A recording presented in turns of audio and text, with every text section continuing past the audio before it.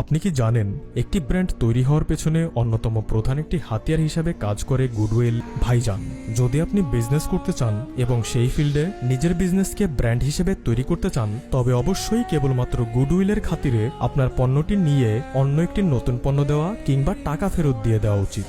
কারণ 100টা বিক্রি করা পণ্যের মাঝে একটা দুটো পণ্য ফেরত আসতেই পারে। কিছু বছর পূর্বে স্যামসাং এর একটি ফোন স্যামসাং গ্যালাক্সি 7 ব্যাটারিজনিত সমস্যার কারণে ব্লাস্ট হতে শুরু করছিল, আর তখন স্যামসাং টাকার কথা না ভেবে কেবল ব্র্যান্ডের ইমেজ ঠিক রাখার জন্য ওই মডেলের সমস্ত ফোন পুনরায় নিয়ে নেয় এবং কাস্টমারকে তার সম্পূর্ণ টাকা বুঝিয়ে দেয়। আপনারা এটা পরীক্ষার জন্য জুলাইয়ের আন্দোলনকে দেখতে পারেন, যেখানে প্রতিটা বড় বড় ক্রিয়েটরদের উপর দায়িত্ব এসে পড়েছিল ছাত্রদের পক্ষে কথা বলার। এখানে তাদের সামনে দুটি অপশন ছিল, হয় গুডউইল ঠিক রাখার জন্য ছাত্রদের পক্ষে কথা বলো, অথবা নিজের জীবনের রিস্কের কথা ভেবে চুপ করে থাকো।